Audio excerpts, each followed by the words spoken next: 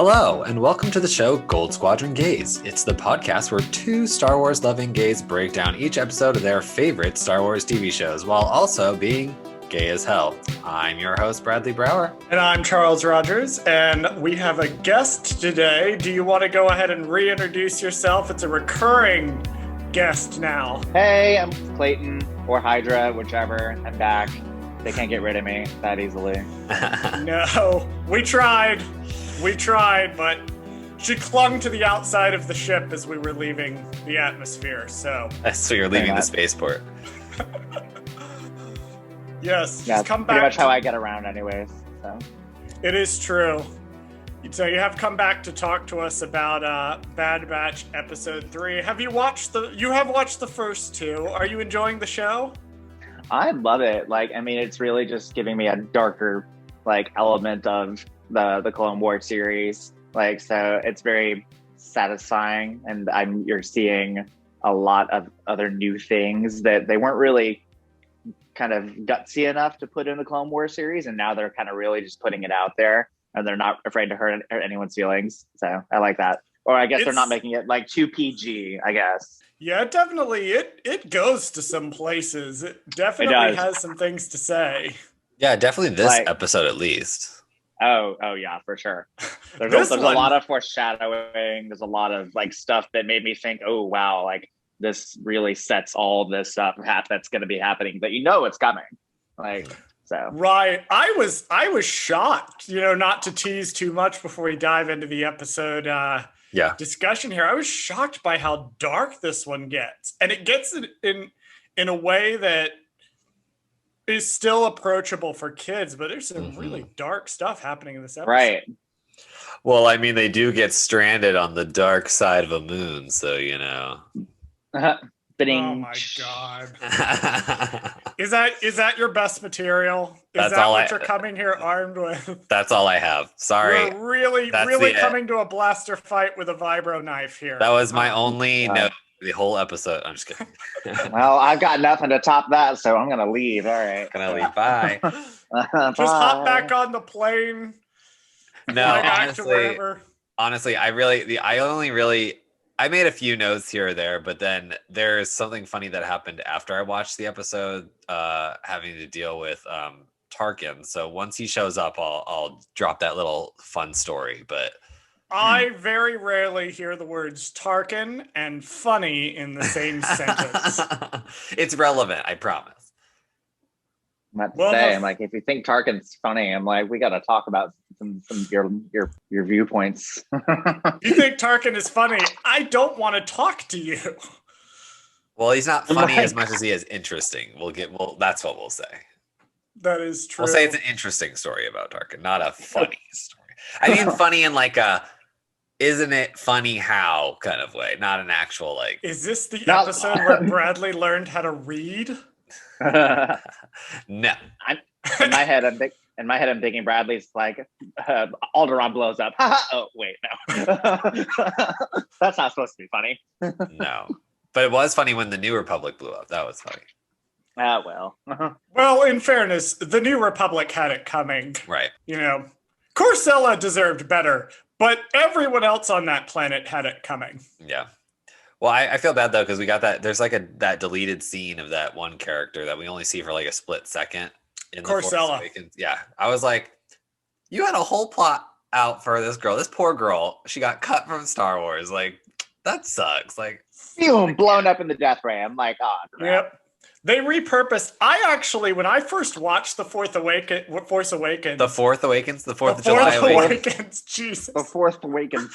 See, it's not going to be May the 4th. It's not going to be May the 4th anymore. It's going to be May, the Fourth Awakens. It is always May the 4th in my heart. I'm like Groundhog Day. Yeah. For Star Wars. No, when I first watched The Force Awakens. Yes. I thought that actress was the woman who plays one of the 10th Doctor's companions on Doctor Who. And I was like, is that Martha? And then I went and looked it up, and it was not the same person. But for that brief moment, I thought that the two series had crossed over briefly. Oh, no, that would be too blasphemous if they I'm sure. I'm just kidding. I'm sure somebody has already crossed over from the. Well, David Tennant has. The 10th Doctor himself is, and Matt Smith rumoredly was in Rise of Skywalker, although he has denied that. Wait, Matt Tennant was in Star Wars? Tennant won an Emmy for he's the droid that helps the Padawan build the lightsabers in Clone Wars. That's David Tennant. What? Okay, well, there you go. That was your fun fact of the day. That was my fun fact of the day. That's your fun fact. Well, let's get into the episode where things are going to get dark on episode 3 of The Bad Batch, which is called Replacements. We start off with our ship in hyperspace, not in a good way, sparking. Like me, staggering out of a particularly engaging drag brunch. And we see Omega leaning on the Gonk droid, which I have decided. Remember, Bradley, you were talking about everybody has a droid? Yes. The Gonk droid was the droid all along. It was the droid all along. Well, very clearly, because when I saw it sliding in the scene or whatever, like when they're starting to like crash or whatever, I was like, okay, he's still in this episode, or he's still in this show, but he still doesn't have a name. Like, come on. That's just Gonk. We rate droids or something as like a Twitter account that was calling him Gonky, but I'm like, we don't have a canon name for him yet. Sorry. Actually, I looked him up. So I looked up Gonk droids or whatever aren't even real Gonk droids. They're knockoff brand of whatever the real droid is. No, so they're like the Costco brand of the droid. Like, they're like the Walmart whatever. They're like, just as good as the generic brand, you guys. They are the generic brand. I can't hate on the Costco brand now. Like Kirkland's is pretty good. Like I can't really complain. So we'll call it the dollar store brand, maybe. I don't know. Dollar store Gonk droid. That's exactly what they are. Yeah. Dollar store Gonk droid. All right. Clone Force 99 has a dollar store Gonk droid. It's what they can afford on their salary. The fugitive salary. The fugitive salary. But they're talking and they're portioning out the rations, and Omega tries to give hers to Wrecker when he can only have one. Mm-hmm. And Hunter kind of has to. I like that he talks to Wrecker, that he doesn't tell Omega, no, don't do that. We have to preserve them. He kind of turns to Wrecker and is like, as the adult, you need to be mature enough to know she's going to offer this to you, but you can't take it. Right. Well, he is a child. But to say he's more of a child, developmentally speaking, than Omega is. I mean, let's be honest. Like, his muscles have completely outgrown his brain capacity. So bless his heart. I mean, he does. The nicest guy in the squad, not the brightest. Nicest, but not the brightest. That tracks. That definitely tracks. Yeah, I'm sure he wouldn't disappoint in that. Well, I don't know. I don't want to get ahead of myself then. So they build on. They're having a discussion. Echo and Tech are talking about the chips, and each episode kind of builds on the last one. Previously, they had mentioned the chips may not be working for them. Right. Now, Tech brings up the notion that, well, we're not 100% sure that the chips are totally non-functional for us.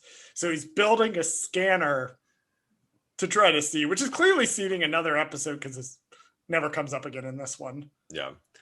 Well, I liked that they did that because I don't want to jump to the next scene, but when we see, Crosshair being kind of quote unquote enhanced from the last episode, at least, we know that his is still working, which means that theoretically theirs could work to some capacity. We don't know what it is, but it could work a little bit at least, or at least be manipulated to work better. Yeah, it's definitely something to keep an eye on. I'll make some notes later that there is maybe there's some indication that the inhibitor chips might not be 100% dormant in them. Well, I thought that was because Echo didn't have his taken out with Rex. No. So, because I'm trying to think of all the clones that had theirs taken out. Only Rex at this point. Well, no. Fives removed his inhibitor chip. Fives and then died. Fives did and died. Rex removed his on board the ship No, that was Ahsoka. Oh wait, no, that was that Rex? Who's that? Darth Vader. That was Ahsoka. No, that was Maul. That was Darth Maul. That was Darth Maul. Well, yeah. Ahsoka removed it. From him. Ahsoka took his out. Yeah. Yeah, she took his out. That wasn't until later, but like there was the whole Echoes. There was a couple of them that had them taken out. Yeah, Echoes is non-functional because of the Separatist experimentation on him. Yeah, so his is just fried. I wouldn't anticipate eventually doing anything. Eventually, Wolf and Gregor will take theirs out as well. Mm-hmm. So those being the two clones from Star Wars Rebels, Wolf and Gregor will take theirs out as well. And then we get kind of a Empire scene. We get a few of those in this episode. Yeah, there's a handful, and there's a couple of Easter eggs in here. Well, not even Easter eggs, just like complete blatant references. Right. Yeah, blatant references from like the video game world. The ship malfunctions. Well, Clayton, I hope you caught them because I didn't really catch a lot of references to anything other than Empire Strikes Back. Oh, I caught one that I was pretty stoked about. That's what I had to go look up the name of before it started. So a few names, because there's a few key characters that people don't really know about unless they played a certain video game. So we're gonna bring up that video game again. Better not. Oh, we will. Oh, we will. You're outnumbered here, Bradley. Oh gosh. Okay. Anyway, so it falls out of hyperspace because they bought a sedan. Well, they mentioned that again. Each episode builds on the last one, so it's a lot more serialized than other Star Wars series have been. The escape from Seleucami damaged the ship. Right. And so it comes out of hyperspace. They have the Disney ride braces that I thought was funny. And you know those executives wanted to throw those in there. Yep. It's probably a reference to Star Tours. Everything is a reference to Star Tours. Right. It's supposed to make you think, I want to go to Disney World now. The only thing, honestly, that is kind of what I thought when I watched the episode. I was like, That's exactly what those money-hungry bastards wanted you to do, and you fell for it. Like, California is opening up again. Oh, I'm going to do Disney. I'm going to go and do Disney on my my birthday weekend, I think, or the week. I don't know. So, I personally am saving my first trip. It was supposed to be on my last birthday, which I'm not going to out on the show, even though it's obvious if you go back and listen to previous episodes what number it was. 42. I was supposed to send that at start. Shut the fuck up, you goddamn fucking 12-year-old. Anyway. Like, mind your business. Respect your elders. Get off my lawn. 99. Clone Force 99. I was supposed to go for my birthday, but we'll go for my birthday this year. I imagine they'll have a ride like this, strap in, crash on the moon, and as they're looking for parts for the ship after they've crashed, Omega kind of pulls down Crosshair's weapons rack. And they kind of talk about it, which is interesting because Tech says, well, I have a theory that maybe Crosshair's inhibitor chip is still working. Like, you think? Like, first of all, you think? And second of all, y'all figured that out pretty fast. There goes that dramatic tension. Yeah, I like how Omega's like, oh yeah, he's definitely being controlled by the inhibitor chip. Like, you guys didn't know that? I like how a lot of the explanation of this show is delivered as one character going, oh, this and this and this, and another character going, what? And the first character going, oh, you didn't know that? It's very how we talk Star Wars. Yeah. Oh, you didn't know that person's related to that person because of the dyad in the Force?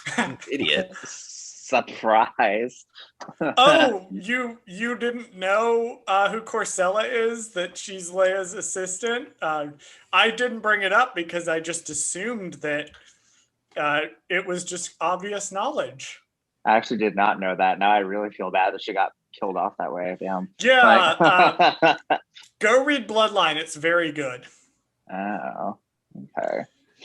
We jump back over to Kamino, where we see Crosshair having his vitals checked and everything good. And we see our buddy Nala Se again with Grand Admiral Tarkin. Now, you had some story, some funny story you wanted to tell us about Grand Admiral Tarkin, Bradley. Before we get into our new face, what is that story?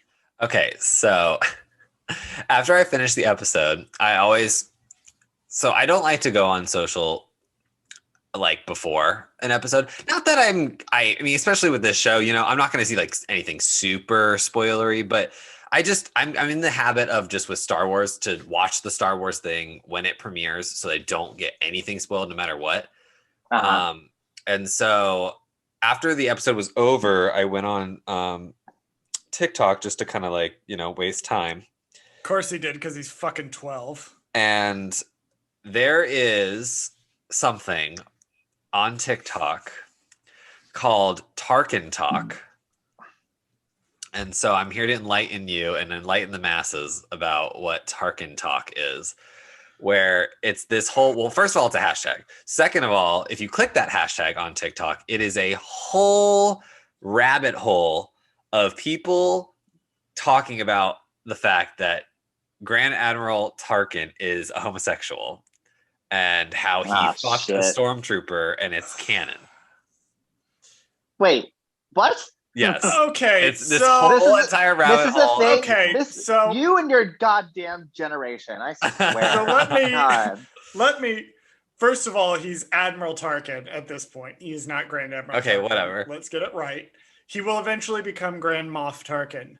There is a short story about Stormtrooper TK421. Yes. Who is one of the stormtroopers at the Death Star. And the short story, from a certain point of view, this is to my recollection of it. If I had known that Bradley was going to discover this, I would have gone back and pulled out that book and reread the story. Yes. But TK421, why aren't you at your post? Okay. Yeah, that one. TK421, why aren't you at your post? Well, why wasn't he at his post? Because he was on someone else's post.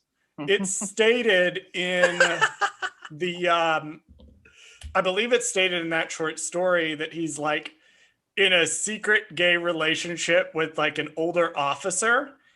My understanding is that it's meant to be the officer who actually says the line, TK421, why aren't you at your post? Mm-hmm. But people have interpreted it to be Grand Moff Tarkin. Yes. And that's where people are getting this idea from.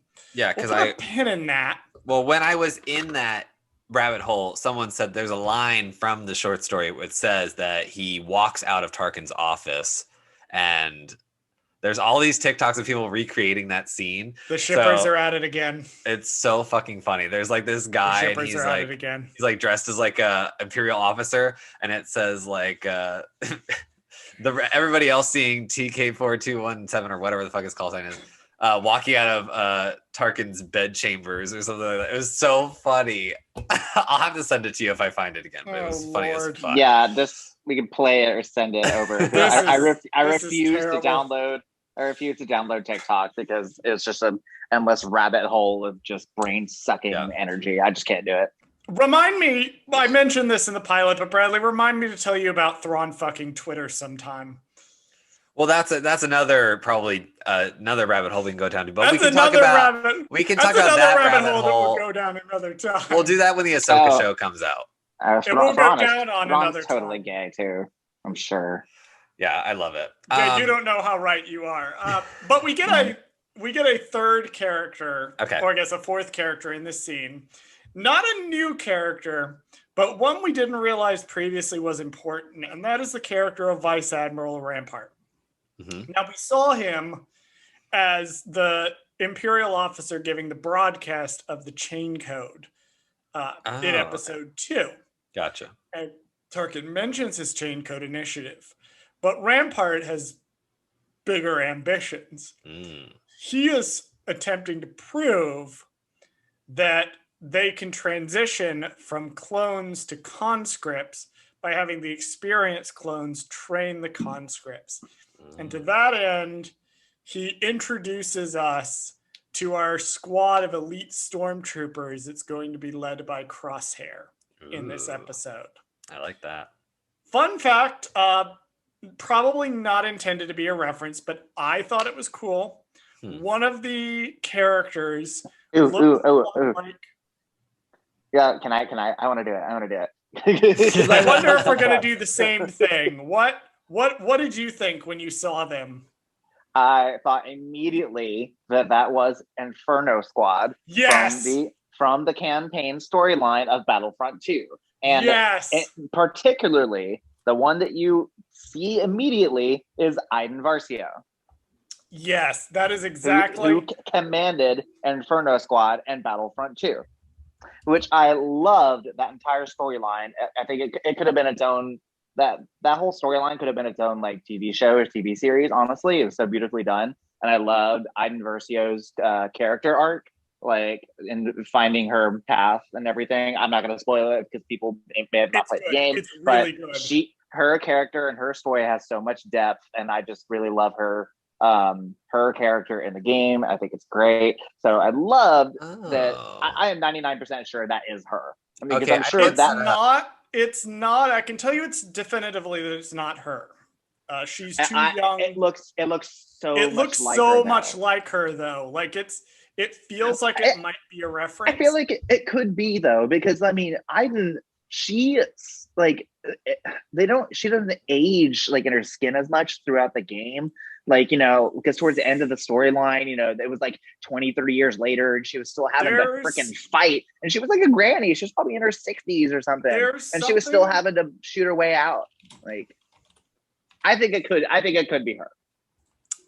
There was something specifically that actually triggered. I can tell you exactly why it's not her. Oh, so yeah, unfortunately I could quash that fan theory right now. Just squash it. Destroy him. I can absolutely step on my nuts. I can absolutely. Yeah. So Inferno Squad was actually formed as a result of the destruction of the first Death Star. So she was a captain at that point. She was also, let's see, we don't have a birth date for her, but she died 34 ABY. It's possible that it might be her, but I doubt it. It's probably that's probably not Inferno Squad, but like it's definitely not Inferno Squad. No, I can say with reasonable confidence it's not her, but the design may be a reference to it could be just like a precursor to that squad. It could be. Right? Oh, it definitely is. Yeah. Like it definitely is. If not blatantly referencing it, like, I mean, it was obviously geared in that direction. Yeah, it was obviously meant to be. They wouldn't have put someone that looked just like her there. Like, if it wasn't meant to make people go like, is that freaking Inferno Squad? Is that Iden Versio? Like, that literally is who it looks like. So I don't know. We're gonna need to dig and see if it is. I feel like it really could be an early recruit Iden Versio. Well, it's supposed to be an elite. It's supposed to be an elite troop, so probably not her. But it could be. Here's a wild theory: it could be her mother. I'm about to say mother. Yeah, because it could be her mother. I don't think we know who her mother is. Or it could just be a woman, and you guys are sexist, and you just are misogynistic because you don't know the differences between women. You mean, wait, all women don't look alike? What is this? Just kidding. The whole sense of reality warped. Actually, what's funny is I don't play the video games. I don't play Battlefront. I've never played Battlefront. I knew, like, watching this episode, like, I was like, oh, that's that girl from that video game. Yeah. So if I thought that as just a like totally non-objective third-party person who doesn't play the video games, like, I'm sure everybody else who's a fucking nerd like you guys was like, holy shit, that's the lesbian from the Battlefront games. That's the one that I touch myself to at night after I play the campaign. It could be Yeah, it could be Zahei Versio. Well, really, the only probably reason not was because of they just made a Funko of her. So of course, yes, you would know. Yeah. So they just dropped her Funko for May the 4th. So that's why I was like, oh, I've recognized that character. But I guess, I mean, like you said, it's probably just her mom, or not even her mom, just another woman who just happens to be in the Star Wars universe. But it's a nice little reference that they have the first member of this elite squadron look a lot like one of the major players in Inferno Squadron. Mm-hmm. Dig it. Love it. So we're repairing the ship. We're repairing the external ship part of the ship, but a creature appears and steals the converter. Oh no. And runs off. An Ordo Moondragon. Order Moondragon. There's a bit where Wrecker is kind of holding his head because he whacked his head pretty hard when the thing went down. Mm-hmm. Mm. And then we get my favorite reference in the episode, where they basically recreate the Minot in the cockpit. Yeah. From Empire. Yeah. Yeah. Literally, that was my thoughts. I'm just like, it's like, is this going to be a Minot situation? It's being shot and like led in like the exact same way, like kind of like Leia going up to like the freaking the observatory, like in the cockpit. He's like, what the hell is out there? But instead of Minot, it's a green moon dragon. Like it was like the same kind of shot. She's even sitting in the chair, like just like Leia was in Empire. You know, it's like poetry. It rhymes. So that does not surprise me. I'm just like, this is classic. Okay. Like, all right, Dave. It's put in there for people like me that are going to immediately go, oh, that's the Minot scene. Like, here's a nerd, like, you know. Here's a nerd thing. Go have fun with it. Here's an Easter egg. Eat it. Shut up. And then Hunter decides to go out after it. Wrecker can't go with him because of the head injury. And Omega very quickly talks him into letting her come along. Yeah, bring the child along. That's a good idea. I mean, naturally. Responsible parenting. Yeah, these are what would you call them? Bad batch dads. Bad batch daddies. The daddy batch. The daddy batch. The daddy batch. Dad batch. The daddy batch. Anyway. Now we're just creating like porn names. I know. God. Write some of these down. I know, for our porn idea. We'll write some of these down for we better trademark these tonight. Our side hustle. Yeah, trademark these tonight or someone's gonna make it. Yeah, I'm gonna have to go to GoDaddy.com now tonight and just be like, literally, badbatchdaddies.com. I'll be really pissed if I see gay porn like on Twitter and it's like the dad batch of daddies and a Star Wars porn. I'm gonna be like, this bullshit. Like, Bradley that's and my I idea. have a list of pitches for men.com. Right. To just rattle off to them. And this is our secret lucrative side business. This is how we fund the show. We make Star Wars porn parodies. Right. So we're back on Kamino.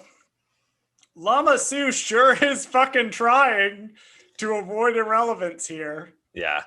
We do see a bit of the elite squad, and the guy talks about, well, the Empire gives me a roof over my head. Mm-hmm.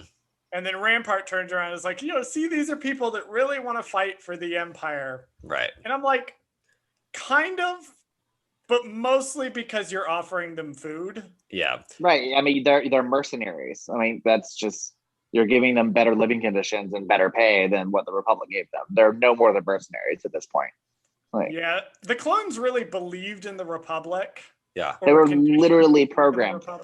But I don't understand the argument here. Like, okay, so the new officer guy is basically, his argument is that people willing to fight for the army basically are more valuable than your fucking printable soldiers that will do whatever the fuck you say because they have a mind control chip in their brain. Like, what? That doesn't even make any sense. How that's not more useful. Like, his whole thing is like, they'll fight harder if they really believe in it. But like Lama Su literally is like, no, we train them from fucking birth. They will do whatever you say, and they're elite warriors from birth. Like, we will program them to do whatever you want. Whatever you want. You don't need people. I mean, they literally were shown to be able to be programmed to kill off an entire race of Jedi Knights.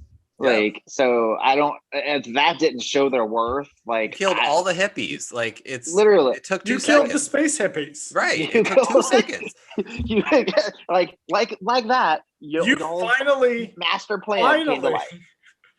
You finally lived out Space Nixon's wildest fantasies. Right. The new canon where they have the inhibitor chips. Bad Batch is slowly turning me around to the idea of liking the inhibitor chips as a concept more. But I always felt like they were kind of an opt-out, and I preferred it to where, no, the clones just the soldiers that you trained to execute orders executed an order. I see. Yeah. So instead of being mind controlled, they were just good soldiers following orders. Got it. Yeah.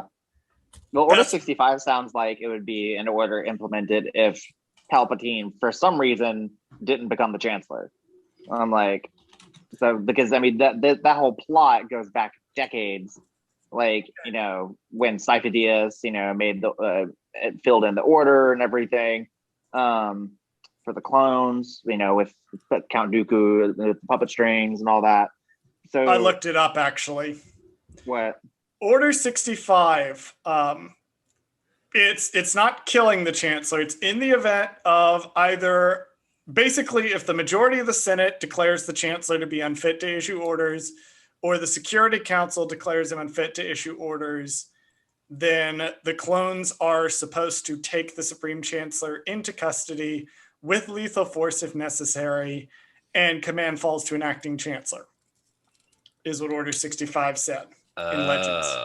Interesting. So it doesn't mean that he would have been the acting chancellor at the time. He would have just been maybe second in command. So he would have.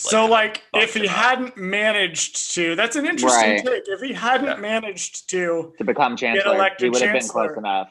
This would be a way, for him to get himself in. Always a contingency plan. Right, kind of like he could at least position himself as, like, you know, the vice president. Like, you know, and basically just assume the mantle if he had to take out the head honcho. Yeah. So this is how democracy dies. Thunderous applause. With contingency plans. Right. Contingency plans and applause. Decades in the making. So anyway. we see the clones are being or not the clones. So we see that the elite troopers are being dispatched to take out Saw Gerrera's camp that the Bad Batch failed to take out in our pilot episode. And we switch back then to Omega and Hunter. Omega does the imitating thing again, where she pulls out the sand and is like, can I be you? Can I learn how to be you? He's like, not really in this specific instance. He's like, I have special tracking skills that just because I'm special, you can't copy me. I think she's trying, like, she's struggling to find, like, what her role is. Team, what her thing is. So she's trying to see if, like, well, maybe I can be like Hunter, which, if my theory is correct, she is far more special than any of them. I was just thinking that. I'm just like, well, I mean, I think she'll end up finding what makes her special at some point soon, like, because my theory is the same as yours. So we cut back to Crosshair and his group begins an attack on Saw's people. We cut back and forth a few times. This is the most rapid cut of this particular episode, but Crosshair's team attacks Saw's camp, but back on the desolate moon, Omega has to follow the creature after Hunter is knocked out, and she takes his blaster with her. So she opts to run after him. Because she's like, I can be a hunter. Well, she can't get anybody on the comm, so she's like, I can be brave. I love her voice. It's so cute. I know. She's adorable. I'm partial to the Australians, and I like going over there. So, and hers is just thick. Like, but whoever's voicing her over is really laying on the Australian accent, real thick. I Like, yeah, keep rubbing it in, Mr. Flights to Sydney. I've seen your social media. Just rub it in our faces. I hope I get to go back next month. Considering what you guys are having to put up with nowadays, I don't blame you. You're rubbing in that you get to travel places. So technically, it's a New Zealand accent because the actress is in New Zealand because they had to keep it. Okay, then yeah. But those are close enough. So he needs to go to New Zealand because that's the cool place, not Australia. Well, New Zealand is a cool place. I haven't done New Zealand, and they have no COVID because right. So maybe you should go. So I want to go to Hobbiton. They probably won't let us in. They're going to be like, Americans? No, y'all are ratchet. Yeah, they're like, fuck you guys. American? No, like, I'm not American. Right. I'm from the UK. That's actually just as bad. No. New Zealand's looking at us like y'all are a bunch of cousin fuckers that don't believe in vaccines. Like, no, you cannot come in here. I'll be like, that's fair. All right. That's reasonable. That is reasonable and correct. Especially once they learn that I'm from the South. They're like, oh God, no. Like, maybe California, but like anything east of that, like, no, get fucked. Like, no. Anything east of the Mississippi River and south of the Mason-Dixie line, we don't want to talk to you, we don't want to look at you, and we pretend that you don't exist. Right. Just quarantine it. Just put it in the bubble. Just quarantine it. So I have a few notes here about Crosshair's scene with where they attack they finish attacking the transport. One is I noted that Crosshair seems to have the only enhancement that's really beneficial, combat focused. Yeah. Right. So Hunter is a tracker. Right. Wrecker is very strong, and Tech is got good memory retention and is very as enhanced neural processing. Crosshairs literally can shoot well. He can shoot well. He's the only one that's combat focused. Yeah, he can shoot the fly off a dime, like just stupid. Like, he could pull off the trick shot from Saving Private Ryan. Right, he could do that in his sleep. Probably do it backwards. Right. Probably do it over his shoulder. Probably. Well, we see that it helps in this situation because he's in the jungle basically, and he does just shoot the guy. Basically, starts taking everything out. Yeah, he just takes. Well, when you have a predator vision night scope where you can literally just shoot through anything, he's like, oh, I see your body. He pew. The brand obligates me to mention there is a flamethrower. It doesn't do much of anything. I did write that down. I wrote Flame Trooper. I'm chalking this up into our the flamethrower was not useful camp. In my continued passionate hatred for I won't say hatred. My continued passionate arguing against the flamethrower. The impracticality of it all. Weapon. But then we get the most frightening scene of the episode. The darkest part. Crosshair orders the elite troopers to gun. First of all, he just shoots the soldier. When she's like, well, I don't know anything and I'm not going to tell you if I did. He's like, okay. Bang. Boom. Then he's like, shoot the soldier. Then he's like, shoot everybody that's left. Wipe them out. And the one guy who was being a jerk earlier in the episode, who was kind of being like, why are you in charge? Is like, no, that's horrible. Yeah. Like, we're not going to do that. And Crosshair's like, well, you know what I am going to do? I'm going to shoot you. Yeah. I thought that was interesting too, because he was so gung-ho about the Empire or whatever. And he's like, we already killed the soldiers. Like, these are just people. Like, these are people of the Empire now. Like, we still have to, even if they don't like us, we still have to help protect them, because we are the Empire. They might not believe in the ways that we're doing it, but they're still our people, so we need to protect them. And he was like, that's not what they told us to do. One of the inciting incidents of the downfall of the Empire is going to be stormtroopers killing a pair of civilians. So it's interesting that we're already seeing the seeds planted of how the stormtroopers, by the time of the Battle of Yavin, will be A-okay with just shooting civilians. Right. No, I don't understand. Like that, it just boosts against the argument that conscripted soldiers our best suit like for the Empire. And I'm like, if he had taken a squad of clones with him, like at that period of time, they would have done exactly what he told them to do, and they would have shot everybody. Yep. No questions asked. They were like, they would have said exactly what Crosshair said, which was good soldiers follow orders. Like pew pew pew pew. Okay, bye. Like they wouldn't have thought for a second about it. And they ultimately, not only do they shoot them, but the flamethrower is back. Yeah,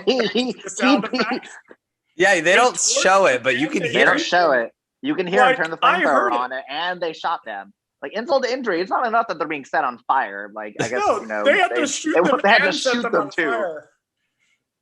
Like, I guess that's one way to hide the evidence. I mean, I guess. I mean, there's still going to be charred remains. Like at the You would, but yeah, that was dark. It was a dark moment. I'm just like that the stormtroopers would learn eventually that shooting civilians and leaving their charred remains next to their house is probably not the best way to go about things. However, possibly this may come up in about 18 years. I don't know how you did that cartwheel to tie them burning the civilians to the Uncle Owen and Aunt Amber, but you did, and I appreciate that. I will work hard to reference my Star Wars. I will work hard to reference my Star Wars in my Star Wars. Oh, look, charred remains of civilians. You know when else that happened? On this little planet called Tatooine. I DM essentially D&D games, or I play them as well, and there's a running joke with some of my groups that I will find a way to sneak in a Star Wars reference to every single session. Oh yeah, I'm sure. Find a way. So after that horrifying scene where that went, we're back to Omega, crawling around, trying to get the part back. I got a lot of shades of Rey on Pisana here, where she's down in the cave with the reptile with the serpent down there. Yeah, with the serpent down in the cave, and it's very similar solution. So in this scene, I was actually getting more of a Ezra vibe, because I thought it was going to play into your narrative of her being force sensitive. I genuinely thought in this scene, I thought she was going to be like, oh, I can like hear his thoughts, or like I can like use the force to kind of like feel his emotions and be like, oh, he doesn't want to kill me. He just wants the energy from, the little transistor thing. Well, I think that did happen, like, but it was just so subtle, like, and it's just, they didn't want to make, I feel like the writers like intentionally are not making it obvious, or they're holding this back. They really are holding it back. Like, because in my mind, I really think that she is force sensitive. I'm sure you'll probably talked about that on one of the previous sessions already, I guess. Like, but I know me and Charles already talked about it. Like, on Messenger, we brought it up, and I'm like, I think she's definitely force sensitive. Like, that's almost no question in my mind. I like that she ultimately ends up using the light, so she ends up using her wits to distract the creature without having to fire the blaster. Yes. Which is kind of cool, and it also kind of shows that she thinks around problems a little bit differently than the rest of the Bad Batch does. More like a Jedi or someone who's force sensitive. I mean, the fact that she literally, and that's another thing too, where she came out and she's like, I didn't even have to use my blaster. And I'm just like, I wonder why, because she has a bunch of other skills at her disposal that have yet to be really showcased. So those skills are the Force. That's the Force. That's what I'm talking about. The Force. We jump back over to Kamino. Tarkin is leaving Boo. He's leaving Rampart in charge. So I guess Rampart is going to be our new I was getting a sense that they were doing this thing where they were setting up. So like kind of like in the first episode where we see Saw, they were in this episode. I was like, oh, we're gonna see Saw again, and I was like, no, it's just randoms, But we're getting like the flickers of those people kind of like disappearing. So Saw's gone for now. I don't think he's gonna show back up. And the same with Tarkin. Like it's kind of like, well, we kind of don't really need him anymore. So it's kind of nice he might come back maybe later for something, but he's not super important. He's also kind of protected by canon. Right. There's no point in putting him in. It makes more sense to have another villain that theoretically more interesting things could happen to, because Tarkin, he's really not going to be in any danger. Right, which is what I hate about when they do these kind of, not prequel things, but you know what I mean? Like where they take a character from an old movie and they put him in this because you're like, well, he'll never die. He'll never get hurt severely because there's nothing, like he's not going to get his arm blown off because as far as we know, he still has his regular arm. You know what I mean? Like, so it's kind of, it takes the stakes out of it when you have a villain like that, especially as like the main villain. Well, what I like though is that they're kind of bumping up Crosshair to kind of more main villain rather than side villain, and they're taking this new Imperial officer guy as kind of our kind of go-to guy. I'm wondering if there's. I'm trying to think of any prominent characters in the other movies or later in the other series that Crosshair could end up like have become like. So like a part of me feels like that Crosshair is like an origin story for some other character that I just can't think of yet. Boba Fett. Boba. God, stop putting Boba Fett in everything. He's not that interesting of a character. Boba Fett. I'm just kidding. Damn it. Anyway, am I the only one that thinks that? Like, I don't know. I've kind of had the inkling. Like, no. He rises to more prominence. Like, nah. I don't know. I think they're gonna redeem him. I think they're gonna fix his inhibitor chip, or they're gonna do it with the power of Brotherhood or whatever. They are kind of setting that up. They're like, well, they'll have to go back and get him. And so obviously they're going to go back and try and get him back and try to unscramble his brain, which will be interesting to see. Clearly they're going to they're going to try to get him back somehow, because they're doing a lot he's doing these very vile things, but they're kind of absolving him of it in a way by having to be the inhibitor chip. Right. Yeah. Although there may be a twist there, and I just thought of this now. There may be a twist where the inhibitor chip really wasn't working all that much, and this genuinely was all him. And he's just a monumental asshole. That would be a terrible twist, but I would kind of love it. I would too, actually, because that would kind of go from the whole, like, oh, well, it's not his fault. He's just being mind controlled. No, he's just a bad person. Which is fine. And you can have that. Like, you can have a clone be a bad person, even though the other ones are all kind of like, well, we're doing the right thing for the right reasons, kind of, so it's nice to kind of show this dynamic of like, well, not all the clones have to be good people. Like, so I like that the Camino drama is continuing. Mm-hmm. Lama Su and Nala Se are talking.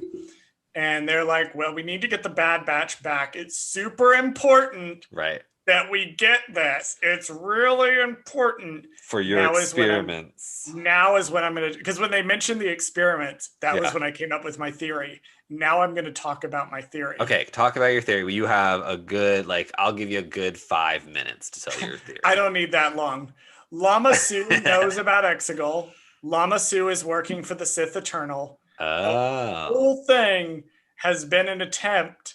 The whole Camino cloning thing, they've been working with the Sith for years, probably years and years and years, to try to develop the Force-sensitive clones that Palpatine will eventually try to use. Gotcha. Bring himself back after death.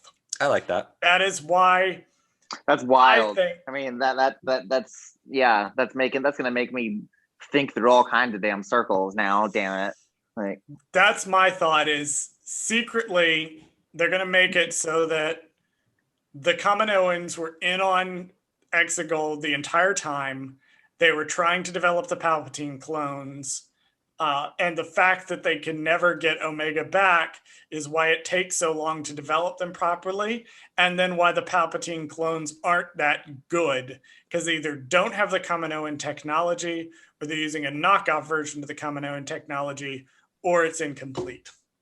That would make a lot of sense, and it like points to the fact that they're really trying to avoid letting the cat out of the bag about Omega, because even Lama Su and Nala Se, like when they're talking, they literally just like, well, we need to get those announced clones back. Well, we just need one, and then like so referencing the experiments and everything, and like she definitely like isn't like our theory, like pretty much in agreement on is that she's an early stage force sensitive clone, like in the efforts to what we know eventually will be a more perfected process to bring Palpatine back. So. Well, perfected in giant quotation marks. Well, like not perfected, but like much more realized, much more able to be used in that specific moment. Anyway, that's my wild theory for the moment as to what's really going on here. I'm wondering if that'll come up in the series, where literally they'll have a meeting with someone from the Sith Eternal, or she'll go to Exegol or something like that. I just want more Exegol in my life. I just really love it. I love Sith planets in general. I love Korriban / Moraband. I love Dromund Kaas. I want a Sith series. Like, I want the origins. Oh, I have some good news for you. I want the early days of Korriban. Wait, what do you got? Pretty sure the Acolyte is about Darksiders. We don't know if it's about the Sith, but the Acolyte is about Darksiders. The Dark Jedi. The Acolyte could be about the Sith during the High Republic. Well, they called in the Old Republic games, the first ones, I think they were called Sith Acolytes. Like they weren't even. It is entirely possible. Yeah. Now, I know they're leaving that part of the timeline kind of alone right now, but I do want to see more about the Sith, and I want to know whether or not I'm right if the Kaminoans are secretly working with the Sith Eternal. It would make sense because they really didn't say what came of the cloning processes or Kamino. Like, I can't remember. Was Kamino destroyed? I can't even remember what they did with it when they ceased the cloning process. No, it just kind of went away. It just came out of the storyline. So if it's there, they're not just gonna stop making clones. Like cloning came back in several big ways in Legends, and it was fucking stupid every time. So I think this goes into my theory about so Dave Filoni, right, is the key component here, right? Because he's working on both the Book of Boba, Mandalorian 3, and now Bad Batch, right? So all this is he's got his little big toe in all of these different shows, right? So I think you're correct in the fact that this has to do something with the Sith cloning process for Rise of Skywalker, right? Because I think Disney now is what they're wanting to do is they're trying to go back and expand on all their Disney stuff without trying to be like 100% like super referential. They don't want to be like, look, here's Captain Phasma, and she's the reason why the Sith are living on a planet somewhere, and like they're not going to do that, but they will do like, oh, let's just sprinkle a little bit of connectivity here or there, and I definitely think they are going to do that. But I think this does lead to kind of the whole, Snoke thing. Like I think we might be getting like little seeds of like maybe Snoke was a part of like the reason why the Kaminoans are around or something. You know what I mean? Like there's just something there. So we'll see. We will see where this goes. So they've moved the new squad into the Bad Batch's quarters. Sad day, very emotional. They've cleaned it out. It's all sterile now. But back on the ship, they take off, and it turns out that while they were gone hunting the part, Wrecker and the others made Omega her own little room with her little like fairy lights up there, and they put the stuffed animal in there, and it's just adorable and extremely precious that she has her own little bunk on the ship now.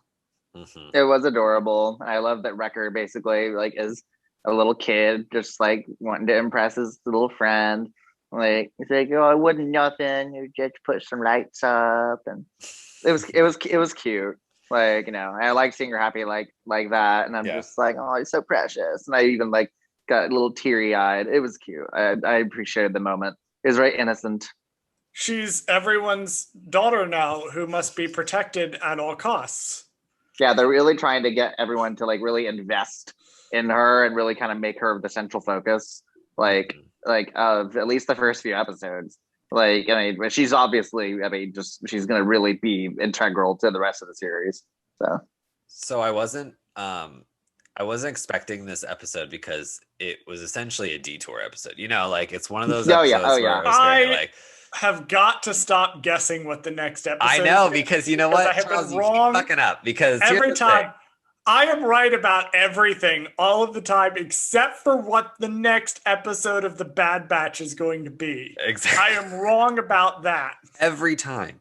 I'm like, damn it, Charles. Rex is not in this episode. God damn it, Charles. Fennec Shand is not in this episode. And I keep getting you excited for the next episode, okay. And then you're like... That being said, one of them is in the next episode. It has to be. We are already on episode 4. Wait, what? You said the trailer has to be the first 5 now. Y'all said y'all are wrong every time, and you're going to make that prediction now? Like, okay. I believe it. I'm putting money on... We're going to say it's probably Zygeria. Well, my guess... I'm going against you because of your track record. Yeah, no, I don't believe that, actually. I think my guess is going to be that the next episode is going to be the plot line from one of the newer trailers, which was kind of like a mini trailer. And it was like them in some kind of city planet working for some kind of reptilian looking guy, some alien. Like they have to do some kind of job for him or something to like... And I think that's where... Oh, well. I think it's the Trandoshan lady. Did you just misgender the lizard? Did I misgender a lizard lady? Sorry. Well, I mean, we don't know. Either one of us could be. We'll need to meet the lizard lady. We don't want to make any assumptions. I do think that that's the next episode, because I think in the trailers also there's some kind of chase in the sky on a bike or in a hover, whatever. You think it could be Coruscant? I think it may be like the lower levels, because it looked vaguely familiar to the scenes when Ahsoka was kind of with that girl, in Clone Wars, and her little story arc there. Level 1313, let's go. Oh, maybe we'll see the Martez sisters again. Yeah, I don't know. So we'll see. But I think that was, well, no, because they would be really young. Or no, they would be around the same age. Oh, well, yeah, you're right. Because I keep forgetting Clone Wars is the same fucking time. I'm thinking Rebels, so I'm thinking like, wait, this happens We're nowhere years close later. to Rebels. Yeah, I know. Okay. Anyway, sorry. No, because I think Fennec Shand is in the trailer of those scenes. She's like hunting them. So I don't know if she's in this episode or not. We'll see. But come on, Ming.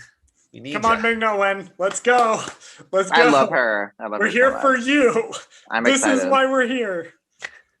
But since this was a little bit more of an adult tone than the rest of the episodes, what did you guys think overall? What are your hopes moving forward?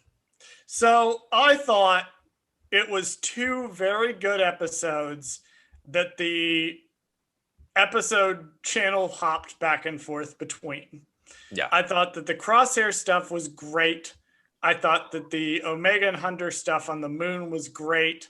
I thought they didn't really have anything to do with each other, which was a bit weird, but they were both great, so I'll let it slide. I mean, I think they vaguely mirrored each other, because like it was the whole like the Omega team, well, I'll call it Team Omega, had to hunt down the part, and then Crosshair team had to hunt down the contributors or something. You know what I mean? It's the closest I can get to like a... I guess you could sort of make the case that, Crosshair chooses the violent option. Right. Whereas and she chooses he woke up and chose violence. Right. Which, frankly, mood. Period. Mood. But you could kind of look at it that way, now that I think about it, now that I sit here and actually think about the episode. Clayton, what did you think of the episode? I liked it. I mean, I kind of like, it was pretty much, it was a detour episode, more or less, but there was so much in it in terms of the referential material that, again, obviously gave us a lot to talk about, even going as far as to dive into the Sith cloning for Snoke and making those ties and into knots. I mean, I enjoyed it. I like seeing more in the depthness of Crosshair's character. They're really honing in on Omega, and making her they did a really good job from episode 1 to now, really bringing her into the central focus. They didn't just thrust her in there oh, there she is, oh, she can use the Force, oh, she's more powerful than everyone, kind of pulling a Rey. She's just she's there, more powerful than anything. They're really taking their time, and they're really I like the way that they're doing it. I mean, so I'm really excited to see what they do with Omega's character in particular. I'm really invested in her success and her potential badassery. So I liked it. Bradley, any final thoughts from you before we do all the plugging we have to do at the end of the episode? Nope. I'm ready for the plugs. Head empty, smooth brain. I got nothing. No, I got nothing. Clayton, can you plug anything for you personally? Yes, things are opening up now. Yeah, do you have anything to plug on the show? Oh God, anything to plug? After I get done with this trip on Sunday. Well, this isn't going to air Sunday. When's it airing? This is airing on Monday. So Monday. It will air on the 17th.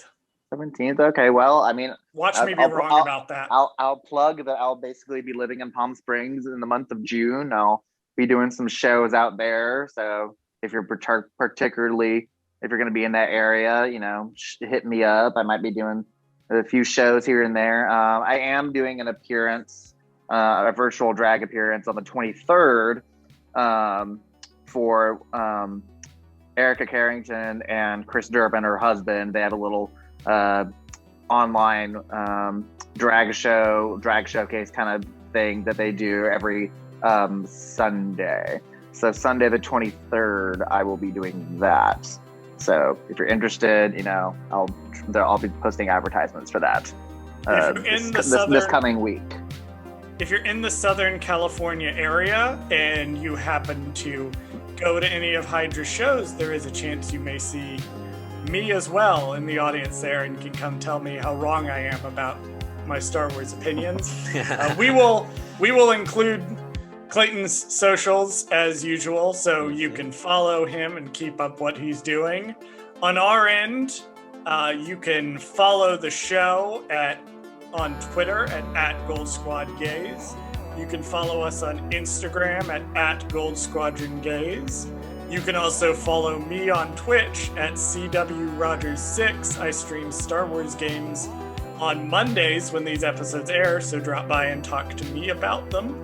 And other than that, Clayton, thank you so much for making the time to come break up me and Bradley just talking about these episodes. And we were glad to have you back. Always happy to. Love it. Makes for more fun layovers. Check us out every Monday with another episode of Goldsquadrongays. Bye. Bye.